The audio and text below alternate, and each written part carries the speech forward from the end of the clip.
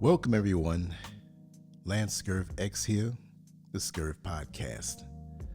We're going to go in for another deep dive into the darkest places today of human nature. In today's piece and segment, I titled it, Envy Doesn't Want Your Possessions, It Wants Your Peace. Let me tell you something. Many of us have been on the receiving end of envy. But it wasn't until the last few years of my life, the immediate last few years, that I had a better understanding of it. Because certain things didn't add up. Like, how can a person who has so much more be envious of me? Or how can a person, and I know envy can hide behind a smiling face, but when you realize what's behind it, you realize how devious individuals can be in how they mask what they feel inside. And that's got to be torture. You can't stand the person because you envy them, but you have to maintain this facade. And it can really be where some people have it where their mask will fall off faster because they can't maintain the facade. And some can go on for years and years and actually try to fool you as being your friend, but they're really waiting for you to have a downfall, and they'll take joy in it. That's the part that really baffles my mind, that you'll have some individuals that put so much energy in rolling with the envy that they have inside of them that they will go an entire lifetime, decades and decades, and you have funny times, you laugh, but they have that, like I said yesterday about the pebble in the shoe. It's uncomfortable, but they have this uncomfortable envy in their soul, yet they're running with you and laughing with you and trying to keep up with you, just waiting for the chance that you have a downfall or they have a chance to hijack what you are. So envy isn't about what you own. It's about who you are. And most people think envy is about someone wanting your house, your money, your career, or your spouse. It can be that way also, how we think. But in reality, those things are only symbols. It's only the surface. And what many envious people truly resent is your peace, your confidence, your authenticity, and the way you carry yourself, your signature identity, your signature self. They don't merely want your possessions. They wish they possessed what exists inside of you. That's got to be frustrating. And that's why envy can become so dangerous. It targets identity before it targets possessions. And so now I understand it deeper. And this is one thing, and I'm not preaching to anybody, because we have to go through different levels of our existence and learn at our own pace. But what I've learned is that whatever you learn about envy or any other thing, happiness, it could be a whole different subject. It doesn't have to be something dark. That there are levels to this thing. There's levels to happiness, there's levels to envy, there's levels to jealousy, there's levels to hate. And it's deeply saturated, but it's not really about you. It is about what you have inside, but what you are reflects what they lack on the inside. And you can have people who have I've learned that. Individuals who were formerly in my inner circle who may have had more possessions, more money, but they despised my enthusiasm for life, despised my creativity, despised my authenticity, to be able to connect with so many people, and they wanted that for themselves. But it wasn't so much that you wanted it for yourself, because you can do what you do in your own way. They not only wanted to shine in the way that I did, but at the same time, they want to destroy you. Like, it's not even like I want something you have as far as a possession, or I want something you have as far as a quality, right? But it's like they want your very soul, your very essence, and they don't want you to have it anymore. That's the crazy part. It's like they don't want you to have it anymore. And that's deep, because this is something that can dominate their brain, their mind. And I thought maybe a while back when I was younger, not much younger, but I said, okay, it's what I have, maybe possessions wise. And it can be that also. That will help to keep the fires going. That will help to throw the wood in the fireplace to keep the fires of envy going. But I never knew people can feel this thing so deep, because see, I don't think that way. I was not raised that way. I didn't have that kind of trauma in my life. I never looked outward to others to measure my own self-worth, number one. My father and mother taught me if I wanted something, I have to look within to see if it's something that I wanted, work hard toward it, focus on it, realize it's a process, and at the end of the day, understand how unique I am to the universe. I was taught that from young. So I know whoever I am, and I'm saying it that way, I know who I am. But there's still parts of me that I have to discover. Beyond, once you get to one level of self-discovery, realize is another level. As I always say in most of these presentations, you have an inner verse inside of you that's just as vast as the universe. Now, your physical body may not physically be as vast as all the light years around you, but spiritually, you have something to explore and develop. And the more you meditate, explore, and develop your inner self, and this is something I know. This may not have anything to do with envy, but it does, because I was taught to never be jealous or envious of anyone. That what I have to offer is unique. And in that state of mind is why I walk with the confidence that I do, because I know that what I have is so unique. There's nothing like it in the universe. Just the same way what you have is unique and there's nothing like it in the universe.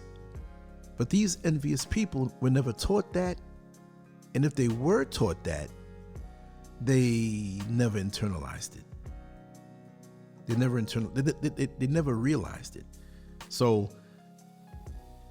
I can say that I never really know what it's like to be envious of somebody, because from young, this was put in me. And again, I'll say it again the same way I said it on other segments, that envy is the flip side of motivation. If you're not motivated by what somebody else does, you can see what somebody else does in their own unique way and be motivated to do what you need to do in your own unique way. Like I said, if a person likes to buy expensive luxury cars, you might like to paint beautiful paintings. Completely different thing, because you're going within on what your emotional and spiritual and mental DNA tell you. Your talents and gifts, develop it. Now see, when you have an envious person who's watching you so hard, they are not developing fully what it is that they need to develop from within. And even if they do partake in something that's unique and have abilities that they do know they have, because part of their heart is so envious of you, they're not fully going in 1,000% on what they need to excavate from within that the Creator gave to them. And that's very important to know. So if it's a competition, by default, they're losing. And it's like my dear friend, Madam Whip-Ass, told me, or it's a question she asked me, and it stuck with me to this day. And she asked me, and she wasn't really asking me, but she wanted me to think about this point. She said, Lance, have you ever found yourself in a race that you didn't know that you were in, but you happened to be winning? And the people in the race with you that you didn't know that you were racing against were mad because you're winning. I was like, wow, I never heard it described that way, but it's true. And that's envy. There are some people who are racing you, and you're minding your business. You're working on your universe and your potential and excavating your potential in creating something tangible while they're watching you and racing you. And guess what? They can't keep up with you being you. They can't. And they may try to manifest something similar to what you do, but they can't win because it's not you. How's a man who has a Chinese restaurant mad at the person who owns the Italian restaurant? And maybe the Chinese man can make good Italian food, but he can't really whip the man who's been taught on how to make fine Italian cuisine from birth or from single-digit ages. It's part of them. You know, it's like a person coming to your home for the first time or your apartment or wherever you live and you cut all the lights out. They don't know where to go to find the light switch. They're falling over the coffee table. They're falling over the couch. They can't emulate what you know about your own living space. And that goes with you to never be envious. You're shortchanging yourself. You're choking yourself when you're envious over the next person. And this is something they just don't seem to understand. A peaceful person exposes an unpeaceful person. It sounds funny, right? I'll say it again. A peaceful person exposes an unpeaceful person, meaning one of the quickest ways to make an insecure person uncomfortable is simply by living in peace. Real peace, not fake peace. Because there's a lot of folks out here feigning happiness and they're looking at you through peripheral vision symbolically, whether they're secretly watching every post that you put up on social media. So they got to keep up with it. I got to throw up a picture. I got to throw up something every day. But you're doing full work, writing good long topics, stuff, whatever it is that you do. But you're peaceful in doing it. And the energy surrounding what you do is peaceful and it's effortless because it's coming from the heart. It's not contrived. It's not forced. You see what I mean? And you can sustain it. Like I've been doing this for like 25 years. Although much of my videos, the 6,000 video YouTube channel was taken, it doesn't bother me because I'm still on the same road. And guess what? I'm going to have another 6,000. I'm going to have 10,000 videos eventually one day. It's not about the number. It's about continuing what you do, but do it in peace. You see what I mean? You don't have to boast. You don't have to compete. Your very existence becomes a mirror reflecting everything they believe they are not. Instead of asking how to grow, some people decide it's easier to attack the reflection than confront themselves. Wow. Let me say that again. Instead of asking how to grow, some people decide it's easier to attack the reflection than confront themselves. Confront your own voids, you who are envious.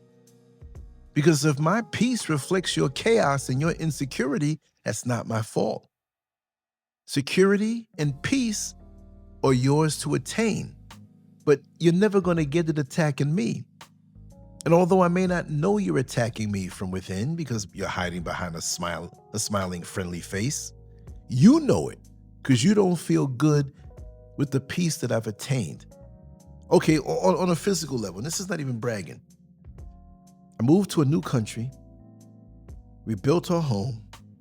I have a huge studio, my own man cave, I can scream at the top of my lungs and it's soundproof. Any noise outside I don't hear. I can invite many people here. I can have parties down here. But every day for me is a party in what I do. That's why it's really hard to stop me.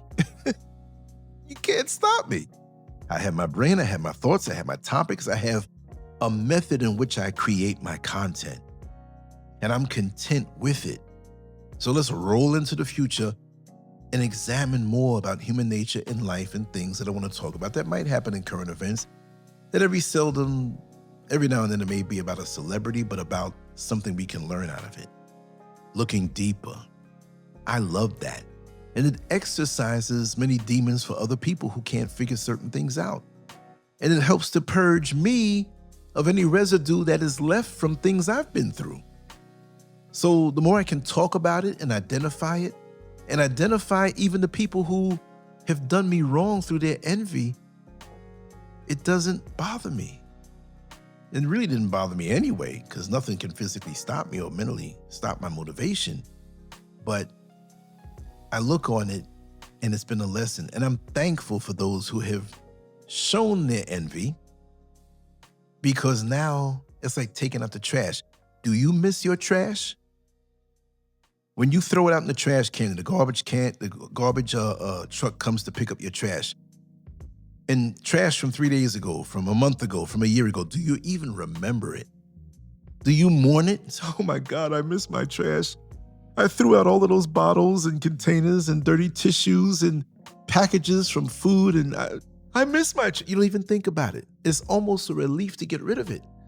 So when you identify these envious traits in people and you remove them from your life, or they remove themselves from your life, they have done you a favor. And by the time they realize that no matter what they've tried, the smear campaigns or just trying to spread any rumor to destroy any potential for you to be liked and embraced by other people, and they couldn't stop it, well, you shot your load already. You exposed your hand. What more can you do except sit there and hate and just watch me shine? And you, who are the envied one, let them watch your shine. But you don't care if they watch or not, because they have their own voids to deal with. And that's the biggest punishment, that they were racing you and not racing themselves to erase the voids that's making them envious on you. You see what I mean? That's the most important part. And it doesn't get any better than that, So anyway, people who haven't made peace with themselves will sometimes make war with you. I love that. People who haven't made peace with themselves will sometimes make war with you. Many conflicts have very little to do with you personally. I understand this now. They begin inside the other person long before they ever met you. Someone carrying unresolved insecurity, resentment, or self-hatred often projects those emotions onto whoever reminds them of the life they wish they had. Understanding this doesn't excuse bad behavior, but it explains why some attacks seem to come out of nowhere. That's one of the things that I learned recently in the last few years by entities that I had to deal with that I didn't understand. Now I understand. It has nothing to do with me, right? Long before, like these types of individuals, when they step on your toes enough or insult you enough and you remove them out of your life, this has been going on in their lives long before they met you. And this is why they can't maintain close friendships, because of that. And they know that about themselves. And they'll come up with an excuse why this one is not around anymore, this one doesn't come around. It's the same thing. And you have families, whole families, who do this, and they cover for each other. You have spouses who will cover for you and make up an excuse as to why that person who doesn't come around again is bad. But it's really them. And they see the pattern, and they're isolated because of their exposed envy. And the envy comes long before, but you fit the mold of what reflects the voids on the inside for them to be pissed off with you in the first place. You didn't do anything wrong. And this is one thing you have to understand. You don't have to run behind these envious people who kind of show their envy and try to validate, well, I'm a good guy, please accept me. They will never accept you because of how they hate themselves. They hate themselves. It has nothing to do with you personally. It's their own self-hatred. If you're fit and in shape, and they're not everybody. Some people are content with who they are. They want that. They don't want to put the work in. If they never really read books, and didn't educate themselves. It has nothing to do with college. Maybe you went to college and you're educated or you're self-educated. When they open their mouth and they sound like a damn idiot and can't even string together two sentences. Not that I look down on anybody who didn't get a chance to go to school or get schooled, but if you articulate and can express your emotions and your point of view with ease and excellently, they're not going to like you. They don't want to hear you talk. Because when you talk, it exposes them. And they don't want to feel that way. So they'll keep their world small with people on their same intellectual level or below. They want to be the big fish in the little pond. And they realize how vast your pond is, and you still hold sizable weight in that ocean you're in. You don't fit in their world, and they won't allow you to fit in their world. And even if you treat them nice, I don't want to know you exist. That's what they say to you, or within themselves. Get away from me. You expose me to myself and to other people around me. Understand that. So again, when you dump the trash of their ego, of their envy, and sometimes and oftentimes of their narcissistic spirit, because they're going to want to be the ones to be the most powerful and most educated. They want to be everything in every category while holding on and babysitting to these insecurities. Isn't that sad? You want the shell of this bravado, but you have nothing at the core. Why not work on the core? And you don't have to have the exterior flashy. You don't have to prove to anybody who you are. When you open your mouth and speak and have a conversation and people understand that, wow, this person is a lot deeper than they profess to be. I don't have to put a bunch of gold chains around my neck, a bunch of gold chains and jewelry around my wrist, and dress up this certain way and, pose and primp. And no, I'm not knocking anybody who does, who may have substance. But usually when you see the exterior pushed, or they can't shut up and let someone else speak because of the fear of being exposed as being as ignorant as they are, they're intimidated that you're going to bring up something in the conversation that they can't yap about and overtalk you. When I communicate, I don't overtalk anybody. We exchange. It's beautiful. Just a little while ago, my dear friend, who also does lots of social media stuff, I was asking her advice. And it's funny because she told me, she says, Lance, when I was in elementary school, that's when you started doing stuff online. I'm like, whoa, I'm really a dinosaur. But I appreciate her honoring me, and I honor her. I'm not a person who says, well, I've been doing this longer than you. You're nothing. Because I don't have that insecurity. I'm secure in who I am, and I know who I am. And that's a beautiful thing. You see? External success cannot replace internal wholeness. I want that to sink in. External success cannot replace internal wholeness. Meaning, titles, money, expensive possessions, popularity, recognition, and social status may impress other people, but none of them automatically create peace. Understand that. A person can accumulate achievements while remaining emotionally bankrupt. Until the inner work is done, external accomplishments become decorations covering internal wounds rather than healing them. I gotta say that one more time again. Until the inner work is done, external accomplishments become decorations covering internal wounds rather than healing them. And we have people who, they may be educated. They may have accomplished so much. They may have a social status, a popularity, recognition, expensive possessions, money and titles. But because the inside is empty and they have internal wounds that have not been addressed, they don't feel the gift of the accomplishments, status, possessions, titles, notoriety. They don't feel it. But let's go and make a point with this. Let's say you're a person who doesn't have the possessions of the next person who feels empty, who doesn't have the popularity of that person who doesn't feel whole, who doesn't have the recognition of that person who feels hollow.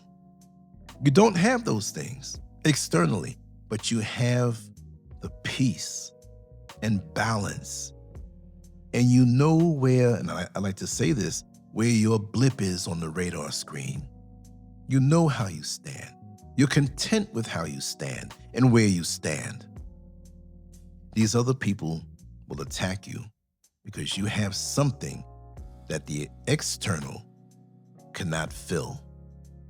And many spend their whole lives working on the representative, working on the external facade. And this is why social media is so dangerous, because we have a whole bunch of people smiling, faking, and you can see in their eyes or their micro expressions that flash that show you the void or even the envy and evil that they have inside of themselves. And that they're doing this for a temporary patch, to patch over the emptiness that they feel in their soul. Because, face it, most people are not working toward achieving true happiness and balance and peace. And you're not going to walk around in a Prozac-style happiness. Everything is just rosy and sunny and no, it may not be that way. You're going to go through stuff. You're going to get that phone call when you find out that somebody you love passed away. You're going to have that fender bender that takes you from going to an apartment. Now you have the cops around you. You're making a report. You got to deal with your insurance. You're going to fall down and scrape your knee and it might get bloody. You might catch a cold or the flu and feel miserable. It doesn't mean that everything is going to be hunky-dory. What it means is that you don't have these major voids inside of you that will cause you to be envious on someone else. Again, when you see someone else and you like what they've accomplished, you're motivated. If you're not motivated by their energy, because I have people in my life that motivate me, I have a handful of people I can count on one hand that hopefully, and I know I do motivate them, but I appreciate them and I let them know every single day, thank you for being in my life. You are truly a gift.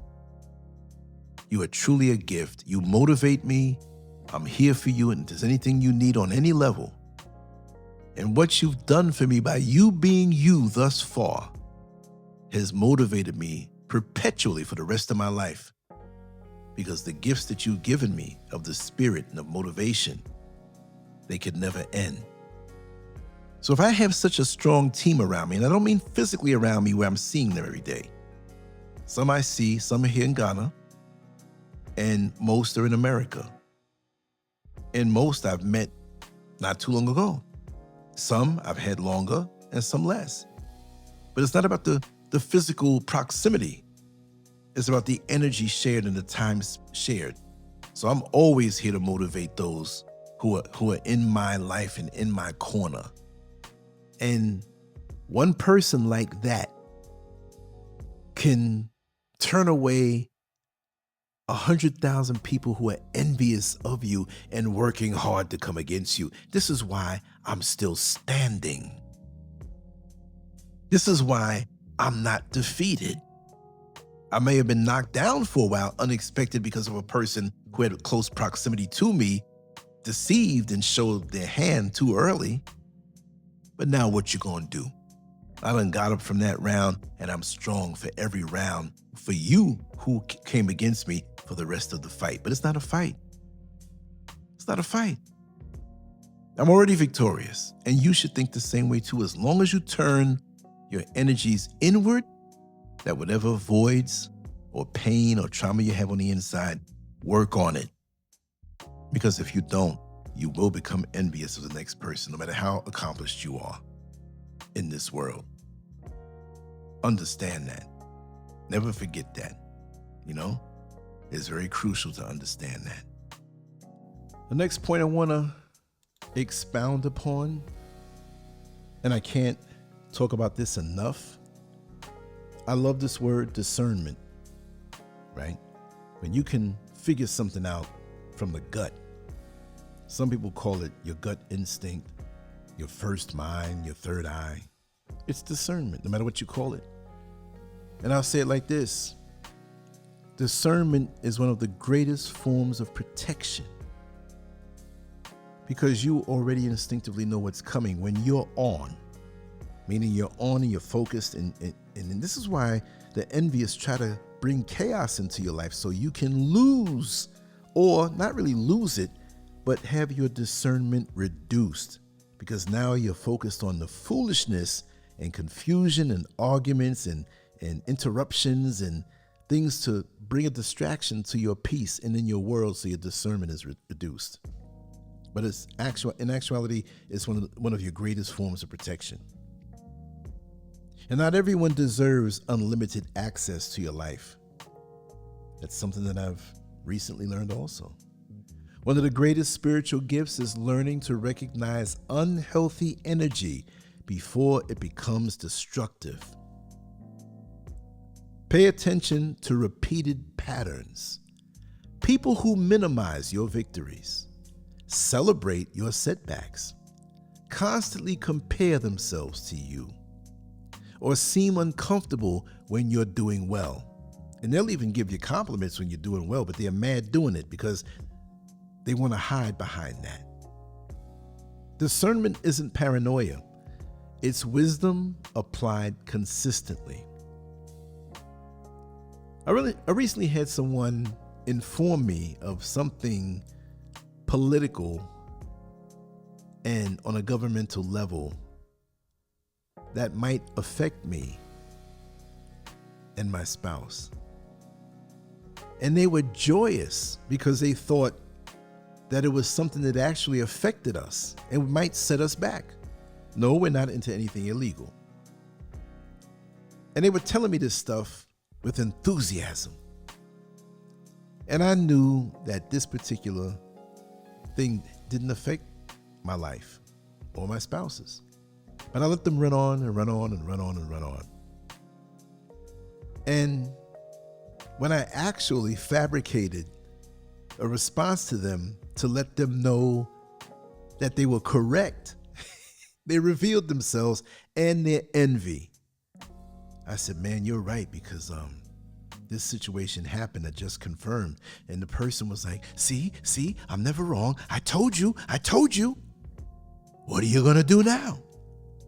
Oh, man, how do you feel? How are you going to get out of this? Because they're known for liking to see you in struggle and some unresolved dilemma. They want to see you squirm. They want to see you uncomfortable. They want to see you with a sense of doom, because your positive spirit annoys them, because they're negative and insecure about their own life and the things that they've done.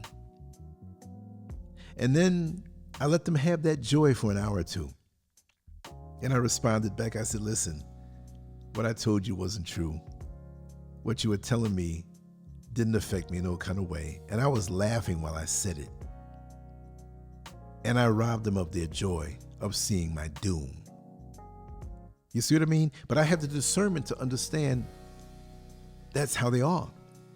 And I have the discernment to know from many decades ago, they did not like when I ascended in life in any form, way, or fashion, or overcome something. It's like, damn it, this guy's so lucky. We never see him down for long. And again, I'll say, you'll have people in your life that are determined to see that moment when you're down and defeated. And they'll even come around to really act like they're supporting you, but they're really getting off. They're really enjoying seeing you defeated. Good, serves him right. He's been doing this for so long, and look at this. You know something? I have experienced it personally. And this is why you have to limit or cut out the energy of these types of people who are in your life. And again, I'm going to say it. Discernment is one of your greatest forms of protection. And don't let anybody tell you you're paranoid. How many times have you said to yourself, when you didn't listen to your gut feeling, when you didn't listen to your third eye, when you didn't listen to the gift of your spirit, when you didn't listen to your discernment, and you say, you know what, damn it, I should have listened to my first mind. I should have listened to what my spirit told me, because I wouldn't find myself in this mess if I did. Exactly. You cannot heal someone who is committed to resenting you. Man, these are things I've seen. This is why my peaceful solitude is heaven on earth. And don't try to heal someone who's committed to resenting you. One of the biggest mistakes compassionate people make is believing they can love, they can encourage, or inspire everyone into becoming better. I have a few associates who I thought were friends who were like that. But unfortunately, some people have become so attached to resentment that they interpret kindness as weakness and generosity as another reason to envy you. At some point, protecting your peace becomes more important than trying to rescue someone committed to remaining emotionally unhealthy. And let me tell you something. When these same individuals who are committed to remaining emotionally unhealthy and do things and get themselves caught up in certain things in their own life at their own hand and their own doing, they want the abundance of compassion that you have. But let me tell you something. When they exhibit this pattern of not caring because they have you in their life to catch up their slack, no.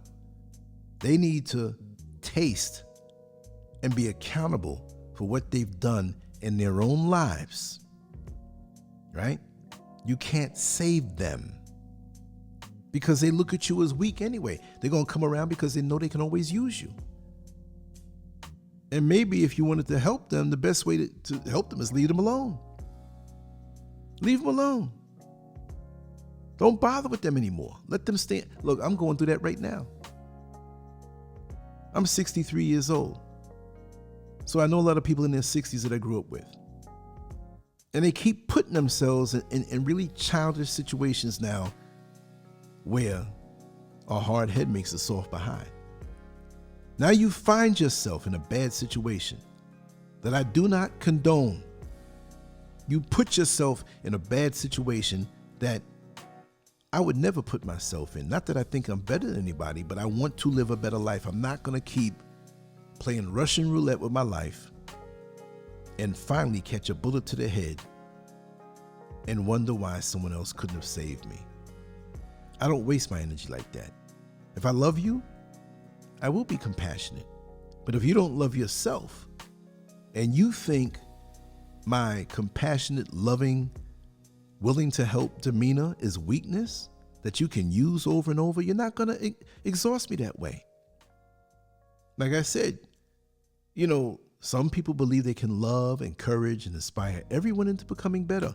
Face it, there's some people in your circle, inner circle, outer circle, whatever it may be, your work family, your neighbors, you can't make them better. They're determined to not becoming better. And because you have a lightness in your spirit to want to, how dare you want to help other people?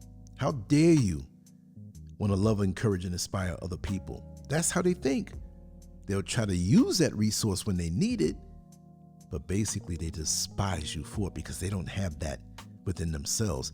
These people are takers, and they only see you as a resource to take from you what they need and throw you down, and they're not going to bother with you, really and truly. It's just a paper-thin mask that they wear of a smile. They despise you Again, it comes back to your peace of mind, how peaceful you live. You don't need the external. You don't need to show this. You're willing to give. Are they? No. Can a closed hand receive anything? It's almost like, and let me know if you remember this, where they had experiments with monkeys, that they had this, I would say, a fiberglass or glass box that was big enough for the monkey to put his hand in, but the hand had to be closed, not like a fist, because you couldn't put it in, but they had to point the fingers close together to reach the hand into this box, this glass box, where there was rice. So they grabbed the rice, and because they grabbed such a huge handful of rice, and they wanted to pull their hand out so they can eat the rice, because the rice caused them to make a fist, because they wanted to get as much as they can, they couldn't pull their hand out. And the monkeys couldn't figure, well, if I take a little rice, scoop it up, and keep my fingers stretched out, I can get a little bit of rice at a time. This is what people do to you.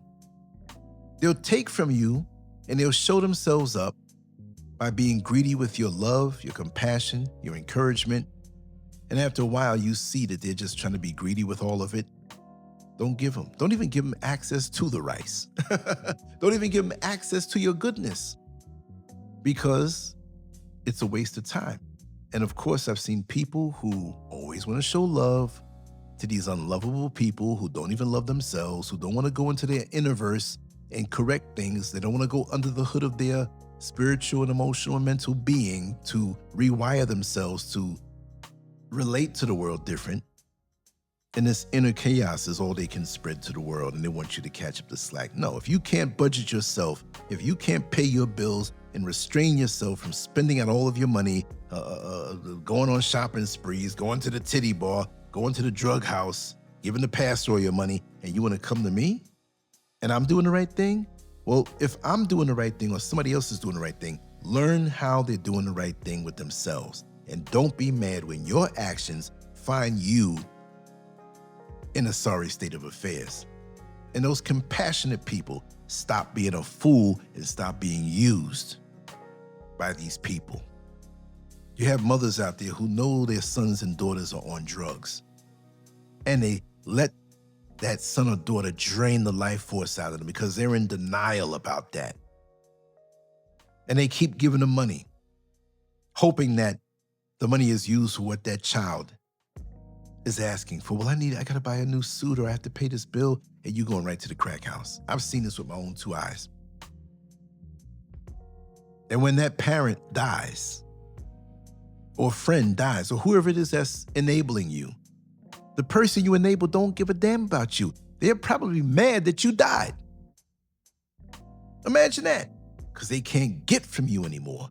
And for those who are not on drugs, who are just using somebody because that compassion they have to loan you some money, and you mad at them because they won't give you no more, or you're mad at them because they're surpassing you, then what do you expect? Cut you off.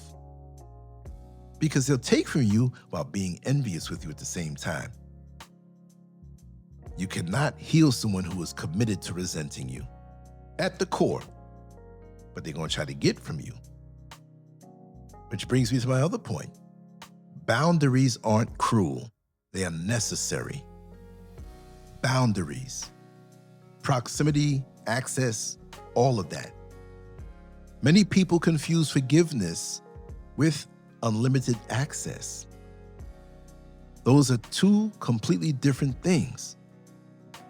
You can forgive someone without allowing them back into your personal space. Mature boundaries are acts of self-respect.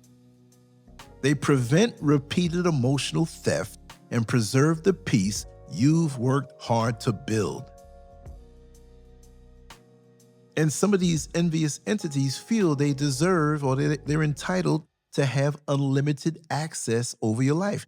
Not only to get from you material stuff, but to know what you're doing, what you're thinking, so they know how to shape shift with their envious selves to suck from you like the parasites they are.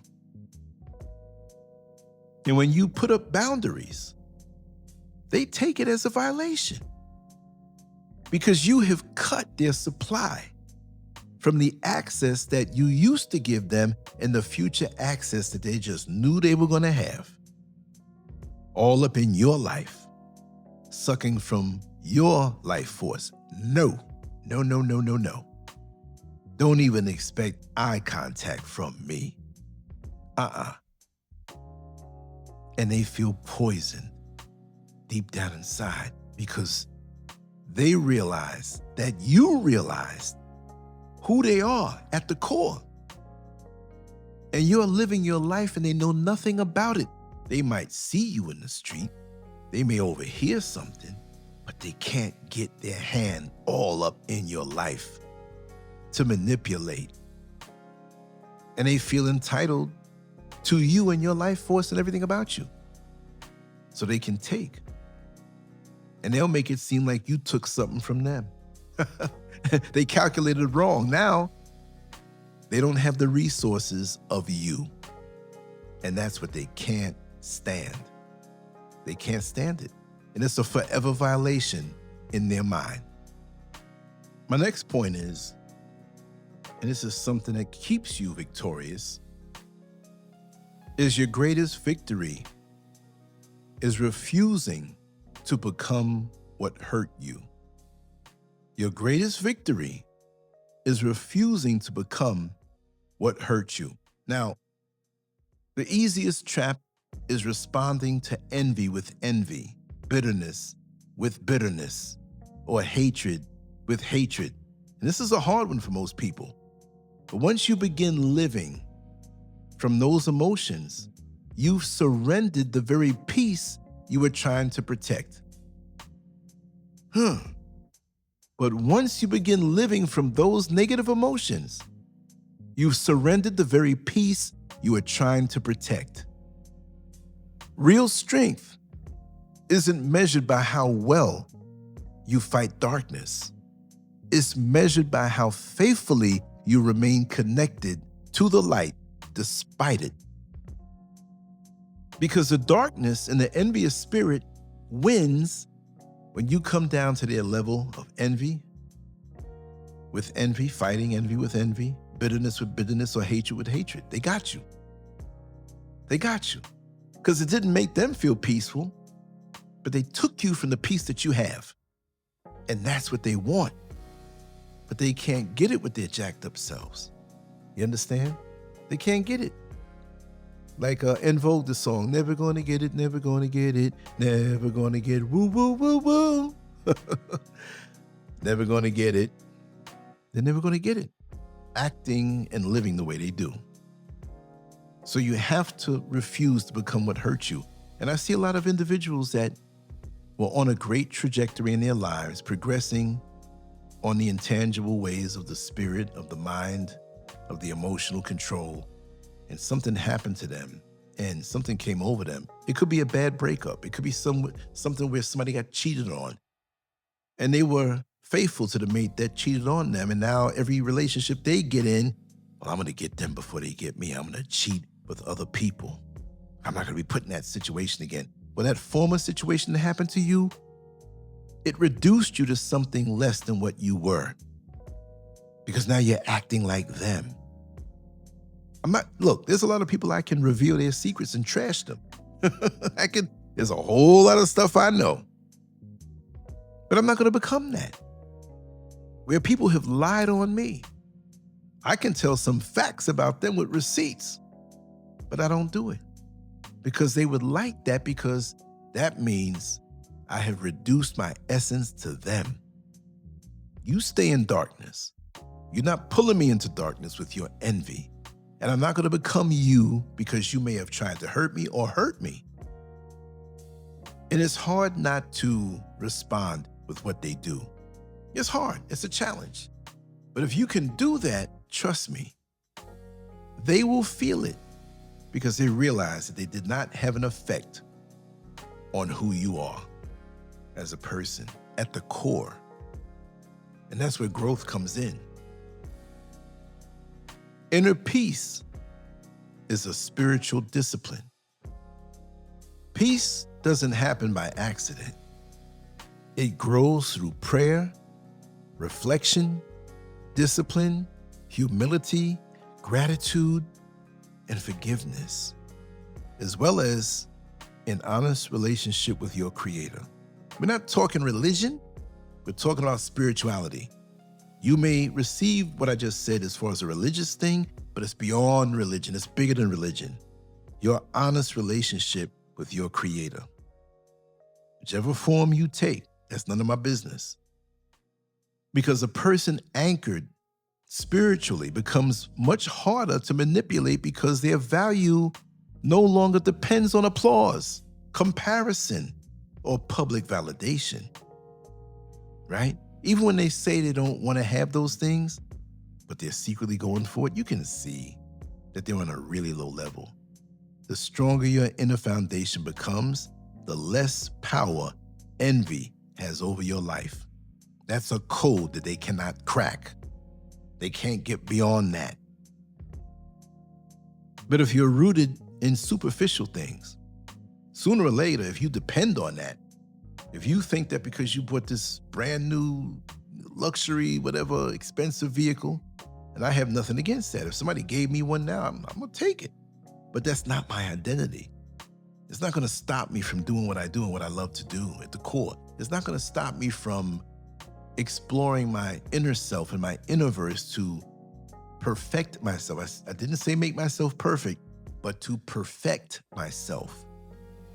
You'll never be perfect. Only the Creator is perfect, but you can make yourself better in perfecting the pursuit of perfecting yourself, or the pursuit of perfection that you know you're not going to reach. But you move forward because you can get better day by day. That's what I mean to say. You can get better day by day. But what are you striving for? You're striving for the applause, the comparisons from other people to feel better than them, or the validation?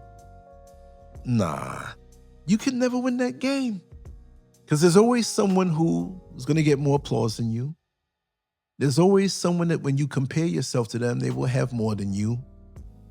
And there are other people who are validated more than you when you run across them. So are you just going to have this never-ending journey in life of seeking those things but forever being disappointed?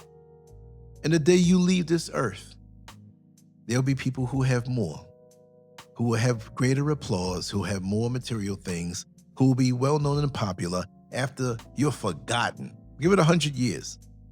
Who's mentioning your name? You know, before we used to have old photographs that get yellow. Now we may have digital photographs but some people will say, okay, that's a photo, but who was that? You know what I mean? So what about the energy you're sharing, the light that you're sharing and motivating, the good energy that will continue long after you pass from this earth? Isn't that beautiful? They may have a motivation in them where they don't really know the source of what it came from, because you may have inspired somebody that person you inspired the next person who never knew you. That's beautiful. That's a forever energy that will never die. But does envy inspire anybody?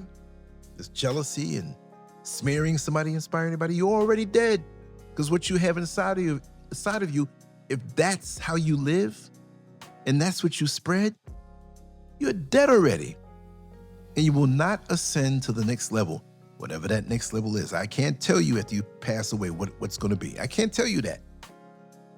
But I can guarantee you it'll be a lot higher than somebody who has lived with this negative, low vibrational energy, for sure. Your responsibility is to guard the life the Creator, God, has given you. I say God, 3 letters. I'm not going to argue his name. I'm not going to argue the sex, because I do believe it's a male and female energy. And I say his lots of times because that's the way I was brought up. I always honor the female energy in the Creator because it's both and it's symbolic. I mean, look who carries around the child. Look how we say Mother Earth. It's a woman thing mostly, right? So don't argue with me on that. No, you said God, and that means, if you think it means religion, I'm not saying it. Look, what name can encompass the Almighty, the one who made this vast universe, the things that we'll never know, the secrets that are not revealed, that are too much for us to know? I mean, we can travel the world, but realize 25% of the planet is covered by earth, 75% by water. There are mountains, there are valleys, there are creatures on this earth that you'll never see. Because as much as you travel the earth, you may go underwater in a submarine to a point, but the majority of what's here, you'll never see. So to know that is a humbling experience. You'll never know everything. You'll never know everything about the person you lay in the bed with if you have a mate that you have committed to. They can tell you their whole life, but there are things and memories that they just, maybe they forgot them. Maybe it'll come up later on. I never knew that about you. Look, there's things about you you don't even know until you put yourself in a situation that will reveal who you are truly. That's why maybe there are things that you said to yourself, I'll never do that. You'll tell your friends, people around you, I'll never do that. And secretly you find yourself doing that. You're like, oh my God, I thought I would never do that.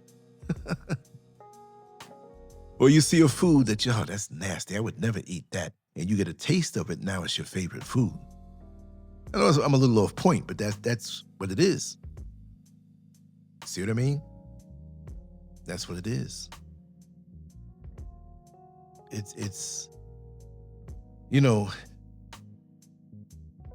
peace is a spiritual discipline for real. You know what I mean? It's a discipline. You can't buy it at the dealership. You can't buy it at the real estate place. You can change your body and get BBLs and fake breasts and make your lips more plump and go to the beach and darken your skin or get a bottle of bleaching cream and lighten it, but it's not going to give you inner peace. You think it might. It's superficial. These are the people I'll say that get really frustrated when they get older because they start living in the past, their so-called glory days. No, the present are my glory days because I'm alive. It's a new day to create something new. It's a new day to have a new experience, and I don't have no time to be envious of somebody else.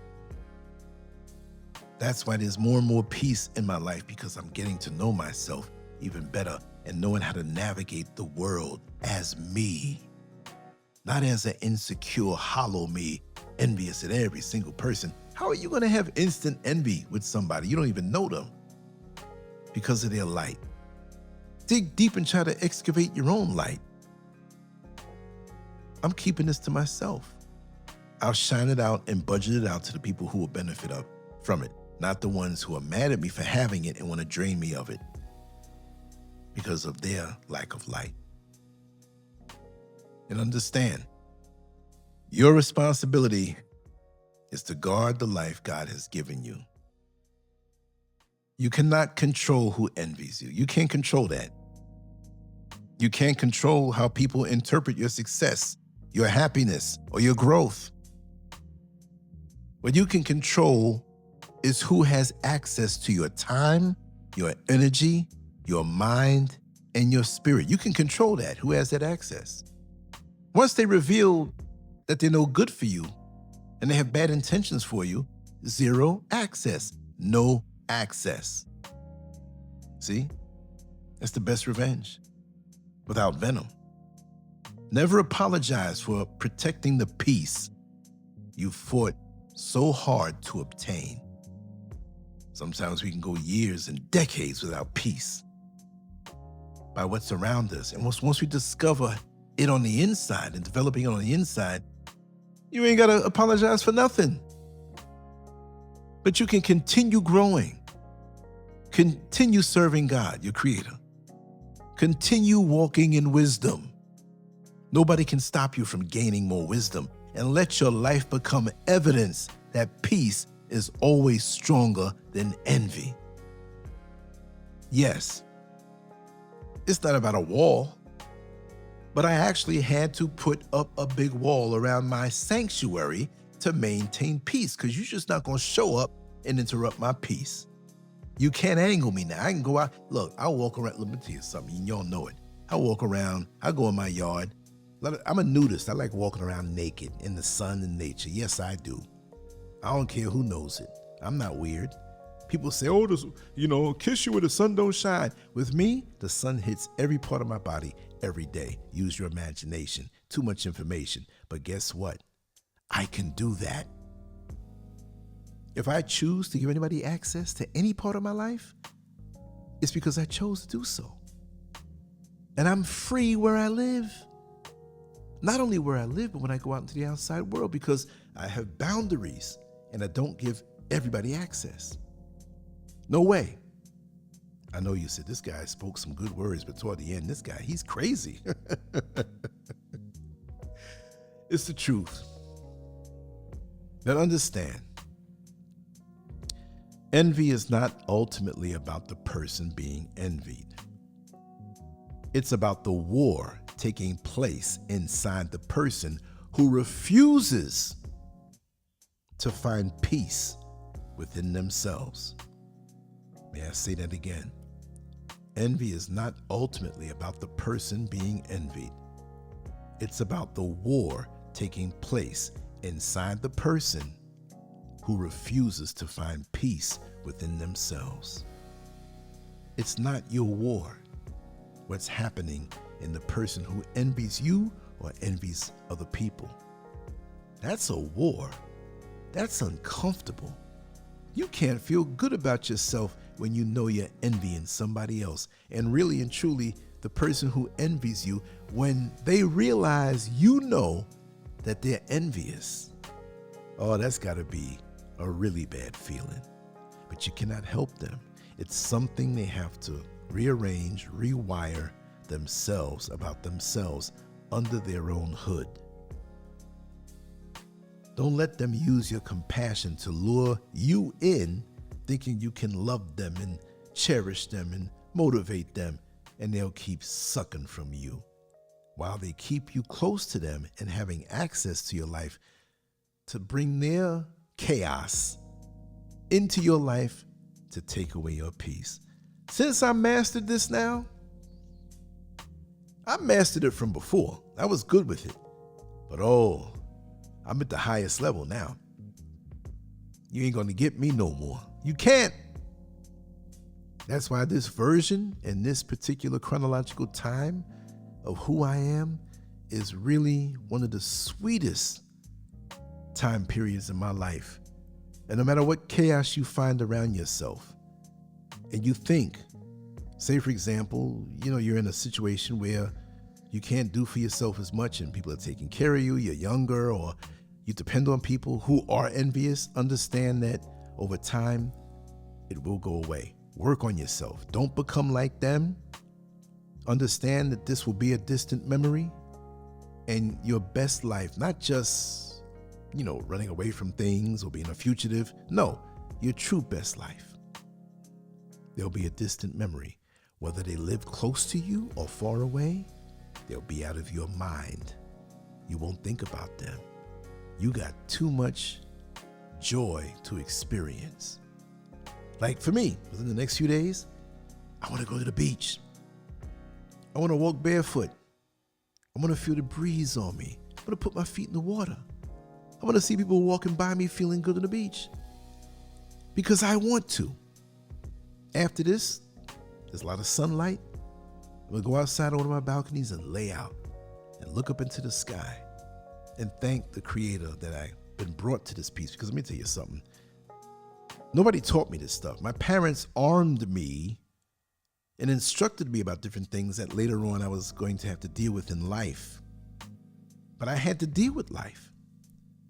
And at least I had the internal instruction manual to know how to navigate things, but they were things that I still couldn't navigate because, nobody learned how to ride a bike by reading a book. You got to get on the bike and sometime you will fall.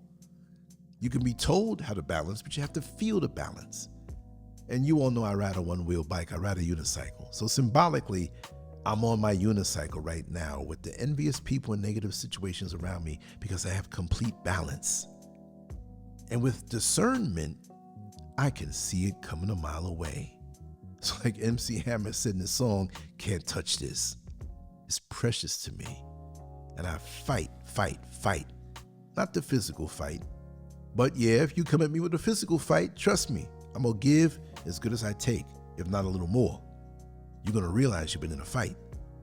But the mental fight, the emotional fight, the spiritual fight, I will kick somebody's behind if they try to take my peace. How dare you even think you can challenge me with your primitive skills, as Mike Tyson once said. How dare they think they can challenge me with their primitive skills. But that's the spirit.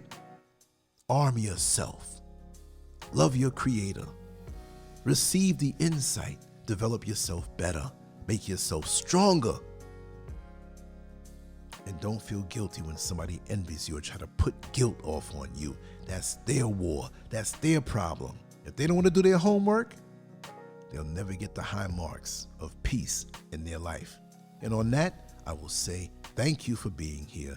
Leave your comments. Let me know what you want me to talk about. I challenge everybody. Listen, there's nothing I can't talk about as far as human nature is concerned. I've been through most of it, and I've experienced through other parts of it. And it's a fascinating thing to learn yourself and to learn other people. It makes your life so much easier when you understand. Like the topic has been envy. When the envy is coming from, not only that, there's a source of it and how it manifests in people. And when I see those types of people, symbolically, I run. Not because I'm scared, because I don't want to be bothered, because peace in my life and balance is too sweet. And I ain't giving that up. I want it every minute, every hour, every day, every week, month, and year and decade in my life from now on. Thank you very much for being here. On to the next one. LanceScurv out. And as always, I wish you nothing else but peace.